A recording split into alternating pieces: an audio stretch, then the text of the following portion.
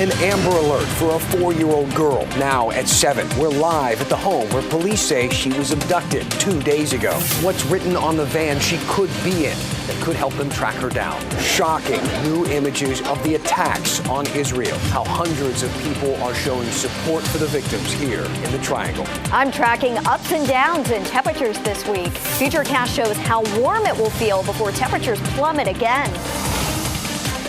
Right now, here at 7 o'clock, we are continuing to follow this breaking news. An Amber Alert issued out of Durham for a missing 4-year-old girl. Thank you for being with us and good evening. I'm Dan Haggerty. Take a look. These are the pictures. This is her. This is Paisley Grayson, believed to have been abducted. WRAL's Aaron Thomas is joining us live from Durham with a description of the vehicle, the van potentially that everyone's looking for, and the suspect in this case, Aaron. Yeah, that's right, Dan. In fact, we are live outside of a Hosiery Mill Apartments here on Andrew Avenue. This is the location where investigators say that Mitchell Grayson severely beat a family member before taking his daughter with him and getting away in that getaway van that we'll explain in a little bit. Take note that this is not an active scene, as investigators say that this happened on Saturday, but we just now learned about this evening. Take a look. You can see the vehicle, the getaway vehicle that investigators continue to be on the lookout for. It looks similar to what you're seeing right now. It's a gray 2000 Chevy Astro van with the license plate HFS 7433. It also has the words, quote, "Take a picture, it'll last longer," printed on the back of the van. We spoke with several neighbors that live at this building. I asked if any of them have ever seen this little girl or the father before. They say that they don't look familiar, but they're definitely hoping for a safe return. It's shocking because everybody's here is family, so it's really shocking. Yeah, shocking when we're talking about a 4-year-old girl who continues to be out there reportedly with her father. On our late news, I'm actually going to be speaking with the legal analyst who explains the circumstances that led to this Amber Alert being issued today when the girl apparently went missing on Saturday. Dan? Right. Interesting there with the timeline, but let's hope she's found safe and soon. Aaron Thomas live in Durham. Thank you. Turning now to what's happening in Israel. Just astounding imagery coming from the Middle East. In the last 2 hours now, officials have confirmed at least 260 bodies were found at the music festival site where Hamas militants attacked over the weekend. You can see the just shocking images of the explosions and the destruction. Mark Boyle in the Live Center for us with a look at how some local groups, Mark, are showing support. Well, Dan, we're seeing these support groups all across the country really here this evening. These are some live pictures coming in from Austin. Just one idea, one example of what we're seeing. This is a live picture coming in from our crew out in Durham at the Jewish Community Center there. This is off of Cornwallis in Durham. And we're also getting some new video in. We can show you that. This is from North Raleigh. We've seen this all evening long. Hundreds of people coming together. They want to show their support and solidarity of what is happening right now in Israel and hoping things turn around for the better sooner rather than later. Large group there right now. And as for the live pictures coming in from Durham, this one just getting underway, but people still showing up there right now. We'll have much more on both of these stories, both of the impacts locally in terms of Durham and Raleigh coming up for you tonight on Fox 50 at 10 and WRAL at 11 o'clock. Mark, thank you. Lots of impacts to discuss, not to mention a WRAL speaking to a Raleigh native, a mother of 3 currently in Israel, who, as you can imagine, is scared for her life at this point. Her name is Robin. She didn't want to use her full name, but she's been living in Israel since she graduated UNC Chapel Hill. She lives outside of Jerusalem and is fearful to go outside during these constant attacks. An adult to leave the house to get basic necessities like food, milk, and water, then you risk the emotional damage of your children being alone during a siren. Right now, Robin has no plans to leave Israel and come back here to Raleigh. That's what she has told us. The Jewish Federation here has started an emergency fund to send money and supplies to those in that war zone. We have a link if you'd like to help on our website, WRAL.com. Emergency officials in Wayne County say 4 people were airlifted and seriously injured from the Busco Beach ATV park this weekend. There were multiple accidents during the Fall Bash event. EMS officials say since 2013 people have died at Busco Beach. WRAL reached out to the park's new owners there. We asked for a response to the injuries over the weekend, and we asked if they plan to have any changes, implement something different when it comes to safety there. The owners told WRAL they are working on a response. I've seen a lot of safe people out here. Obviously, there's thousands of riders, and I think if you play the odds, and as we talked about before, if you extrapolate that out over all the riders in the country and the nation, unfortunately, you're going to have accidents. There are some things you can do to make that activity a little less risky. They recommend, of course, wearing a helmet, keeping speed in check, and never drinking while on an ATV. Surveillance video shows yet another North Raleigh restaurant hit by burglars, this time in the early morning hours this morning on Falls of Noose Road. Security footage showing the suspect climbing over a wall. This is Winston's Grill, throwing something into the window. This is around 3:34 in the morning. You see him running up the stairs there. He used a crowbar to break into the office and open the safe. Winston's owner, Will O'Neill, says the thief made off with some cash. I don't understand why they're doing this, because there is no money in these places that they're hitting, but they're doing more damage and more than it should be. O'Neill has 37 cameras positioned around his restaurant, which sounds like a lot, doesn't it? There's also an alarm system there, and it went off during the break-in. Winston's opened in 1986. It celebrates its 37th anniversary next week. O'Neill says this is the first time in all of that time that something like this has happened there. Raleigh taxi drivers are asking the city for their first raise in 17 years. The city, you see, sets the rate that cabbies can charge. And right now that starts at $1.95 in Raleigh, and it hasn't changed since 2006. WRAL's Matt Tallhelm talked with several drivers and taxi company owners about what they say is hurting their bottom line. Think about how much your own car costs have gone up since 2006. The gas costs more, maintenance, insurance. And for these taxi companies and other things changed since 2006. There's now competition from rideshare services like Lyft and Uber taking away their business. When Larry Rogers gets behind the wheel of his taxi and turns on the meter, $1.95, that is the going rate to sit down in here. It flashes the same base fare he's seen since starting as a cab driver more than a decade ago. We've been promised, well, it's going to go up, you're going to get better pay, but it still stays right at the same thing all the time. It never moves. The city set mileage rates have been in effect since November 2006, with that base rate of $1.95. What we're hoping to do is get that increased to around $6.50 to $7 in that range. Adam Asfari and other taxi company owners are seeking that rate hike to help them offset rising costs. That the rates need to increase for us to be able to afford our insurance, maintenance, driver costs. Everything went up except for the meter. It's hard to find drivers because they cannot make much money. The cab drivers are also now competing for customers with rideshare services, which don't have to follow the same city regulations and fare rates as the taxis. Other companies, Uber and Lyft, don't have to do everything else like that, but we do.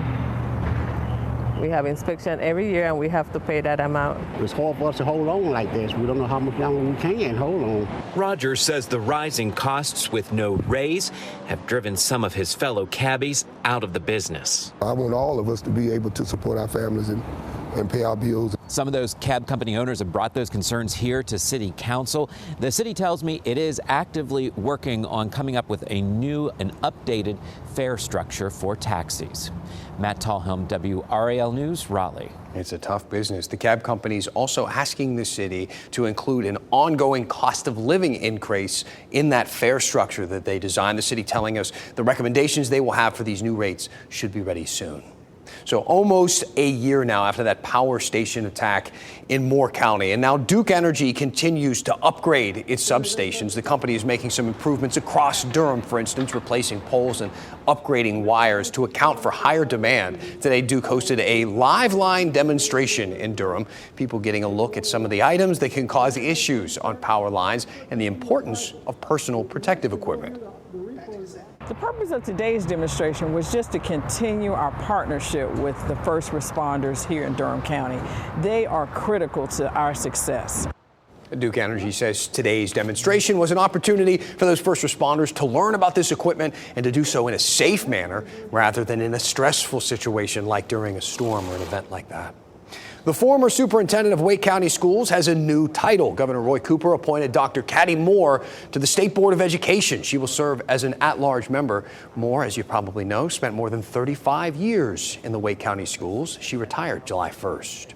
The governor is set to take his second trip to Japan in just a few days. After the break, we speak with a member of Cooper's office about his plans for this trip and what he hopes to accomplish. Plus, it was a preview day at the State Fair. Coming up, a sneak peek at a couple of the treats and a few of the rides you don't want to miss. Kat? And I've got a couple of features that we are watching on satellite and radar that could impact during the work week. One moving by tonight and this one in the Gulf. I'll outline both on Futurecasts coming up. As we welcome you back, we do want to remind you of this breaking news in the missing 4-year-old girl out of Durham. You can see her picture there. Adorable girl. Paisley Grayson is her name. Police looking for her now. Supposedly, potentially traveling in a white van similar to the one you see on your screen with the license plate HFS 7433. Gas prices across the state are starting to drop, which is good news. New numbers out today from Gas Buddy have prices down nearly 9 cents in the Triangle. Prices in Raleigh average $3.34 a gallon. That's 13 cents lower than a month ago.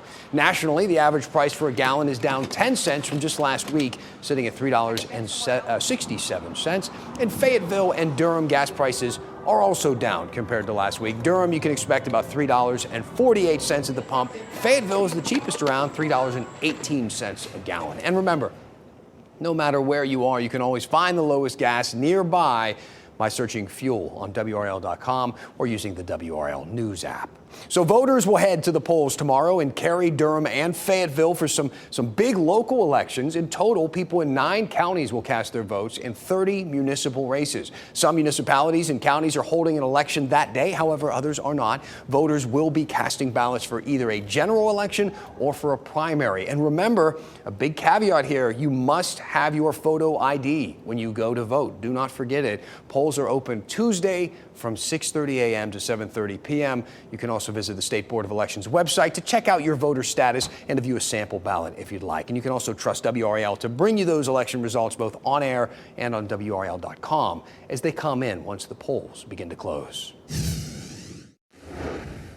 North Carolina Governor Roy Cooper is set to return to Japan next week. He'll be joined by state officials and economic development leaders there, hoping to promote global investment here in North Carolina in our state. Joining me today to talk more about this, Lee Lilly, who, as the Director of Economic and Pandemic Recovery in the governor's office, has a lot of insight on this. Thank you for joining us. We appreciate it. This is not the governor's first time to Japan. This is an important relationship he's been working on. That's right, Dan. Thanks. We're glad to be here. Governor last visited Japan in 2017, but he's been engaged with both Japanese government leaders and business leaders for years. Japan is our leading source of foreign direct investment in the state of North Carolina. There's about 30,000 people who go to work every day for a Japanese company, and we'll have several thousand more who start work in the next couple of years at Toyota, at Fujifilm, and at Honda Jet as they continue to grow here. So this is an important relationship as we look to grow good-paying jobs in North Carolina. A lot of this conversation has been done the way that we all learned to do it through COVID and on video calls and things like that. How important do you think it is to have that face-to-face and to be the ones taking the steps and making the travel to their country? It's really critical in any relationship, but especially in working with our Japanese partners. They so value the face-to-face. And the opportunity we have here is with the Southeast U.S. Japan Annual Conference. This is the 45th meeting of it. It alternates between occurring in Japan and in one of our southeastern U.S. states. North Carolina will host next year in Charlotte, so it's extra important that the governor make it out to Tokyo this year so that we could continue to build on the momentum we've had of bringing good-paying jobs to North Carolina. Sorry to interrupt you, but I have to imagine there's so much competition for this type of business, not just in this country and other states here in the U.S., but around the world. So what is the selling point when the governor goes over to Tokyo and sells North Carolina to them? Well, we know we have a lot of competition from our neighbors in Georgia, in Tennessee, in Virginia, and what we try to sell, and we've sold successfully being the #1 state for business 2 years in a row from CNBC, is that we have the best workforce in the country, we have a great cost of living, and you can go anywhere in this state and find a wonderful place to put your business, and that's worked well for us. What is the plan looking forward? for the type of investment that the governor hopes will happen here in North Carolina from Japan? Yeah, the number one thing we're looking for are manufacturing jobs. Manufacturing jobs are really durable. They create great family-sustaining wages. What we brought in, again, with Toyota and these other examples, HondaJet, are the opportunity for people to come and make things. So that's what we're focusing on, looking at growth industries like biotech, clean energy, and aviation. Hopefully it's not all business. Hopefully there's a chance to enjoy a little bit of the culture over there in Japan. We're pretty back-to-back on the business meetings, but I think we might get an afternoon to tour Tokyo. So we're looking forward to it. Sounds good. Lee, thank you so much. Thanks, we appreciate the time. Yeah. And speaking of the selling points for this area, how about the weather and how about sites like this in Beaufort? Just absolutely gorgeous. I love this time of year. I know so many other people do as well. Meteorologist Kat Campbell joining us. It's just the fall is in the air. You can feel the season starting to slowly change. And I think, you know, people are ready for a sweater every now and then. I absolutely love this time of year in North Carolina. It's so beautiful, and we're not even to peak leaf season here locally yet, so it's only going to get better from here. The downside to this time of year is the early sunsets. We are now less than a month away from daylight saving, but the State Fair coming up later this week. 67 out there right now. Live look at Dorton Arena. You can see the Ferris wheel. I've been monitoring the progress. They still don't have the bright lights on it yet. Looking forward to seeing that in our nighttime shots here pretty soon. But the State Fair kicks off Thursday. Gates open at noon, 73 degrees, 4 o'clock at 78 degrees. And by the evening, we're still in the mid 70s at 6 o'clock. If you're headed out to eat dinner there by 8 o'clock, 66 degrees. Meteorologist Mike Mays is going to be out there on Thursday for opening day doing live weather. So be sure to say hello. We do have changes coming after Thursday. By Friday, we're mostly cloudy, 75. And then Saturday, we've got a chance for some showers, perhaps even a thunderstorm Saturday. The good news is a couple things here. It doesn't look like it'll be a lot of rain, but also the State Fair has so many indoor exhibits that you can check out if you do have to wait out a quick shower or storm passing through. A couple of systems to track before we get to that weekend cold front. We've got this area in the Gulf of Mexico, about a 20% chance it could develop into something tropical. More than likely it would be a normal low pressure system. We've also got some energy passing to our north tonight, bringing some sprinkles into southern Virginia and a lot of cloud cover here locally tonight. Let's track this system in the Gulf though. Tuesday, here's where it's centered right there. As we move ahead into Wednesday, could be nearing the Gulf Coast and continuing to move to the north and east after that. This version of Futurecast, this is a European model, and many others have been pretty steady on keeping all this rain to our south with this system. However, if we were to see any kind of change in intensity, it became more likely to develop or anything like that, we could see a change in the trajectory. So it's still worth watching. At this point, we added in a 20% chance for rain Thursday for our southern counties in case we see any fluctuation in the track of that system. But the better chance for rain still looks like it's going to come at the end of the week. Wouldn't be surprised if we had a little bit of rain out ahead of this on Friday night. Saturday, though, will be the best chance for rain as we see a cold front swing through the area. Doesn't look like a lot of rain, though. The way it looks now, it would be less than 1/4 of an inch of rain. Not great news if your yard needs it, but we'll be watching it closely. There's a 20% chance for rain tomorrow morning up in southern Virginia, mainly in our northern counties, still due to that system that's swinging through tonight. 51 at the bus stop, not quite as chilly, but we will have some 40s north of Raleigh. No 30s, though. By lunchtime, 72 and warmer tomorrow, getting up to 77 degrees for our high, which is actually slightly above normal for this time of year. A little cooler Wednesday due to mostly cloudy skies. Thursday looking nice for the start of the State Fair. Friday, not too bad. We see those changes Saturday, but that's going to usher in some more fall fair weather. Upper 60s Sunday, mid 60s by next Monday, Dan. It sounds good to me. All right, thanks, Kat. It is a holiday celebration unlike any other. Next month, Woolies Winter Wonderland opens at the DBAP. So what are we talking about here? Take a look. First of all, you have to have some snow. It's wintertime, right? That means sledding. You can grab a tube and hit one of the frosty Fun Hill slopes. You can even chat with Santa. He'll be there. And his favorite elf, Woolly Claus. I feel like Woolly Claus is using Santa Claus. You know, he's okay with it. We double check. We ran it past him. He's fine with it. It all happens November 22nd through New Year's Eve. You can purchase tickets visiting WRAL.com. It's going to be a lot of fun. The State Fair, again, just a few days away. After the break, a sneak peek into everything new and exciting for you and your family to enjoy.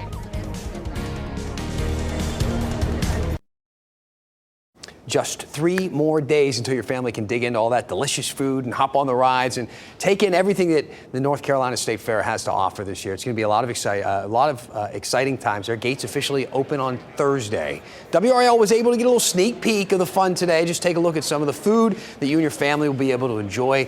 Bacon berry cookie dough on a stick, egg rolls, a dill pickled donut, and much more. So we have about 180 different food vendors. Plan your day carefully. A pepperoni pizza funnel cake? Yes, sir. It has no calories, right? No calories. Calories don't count at the fair. Pulled pork mac and cheese Danish? Exactly. The fair is also home to 87 rides, the double-decker carousel. Everyone is sure to love that. Take a look. Very cool. Again, open at noon on Thursday. And you can meet some of the familiar faces you see here on WRAL. A lot of members of the team will be down there visiting the fair. You can find our tent at the northeast side of Dorton Arena facing Restaurant Row. On Thursday, we got Mike Mays and Keely Arthur down there from 2 until 3 in the afternoon. Friday, you can say hi to Jeff Hogan and Renee. They're both down there at 10:30 until 11. And myself and Lena, we will be down there from 2 until 3. Kat Campbell will also be there, and she'll be doing some live weather. But you can see all of us, and please come up and say hello. If you were watching, speaking of Kat, our late news during the final night of the IBMA Bluegrass Live, you may have noticed something special. Bluegrass Festival continuing tonight in downtown Raleigh. Meet one man who's been coming here since the festival's inception. I mean, first of all, that's not Kat Campbell. It looks like a little time machine. She went back in time. It's a doppelganger for sure.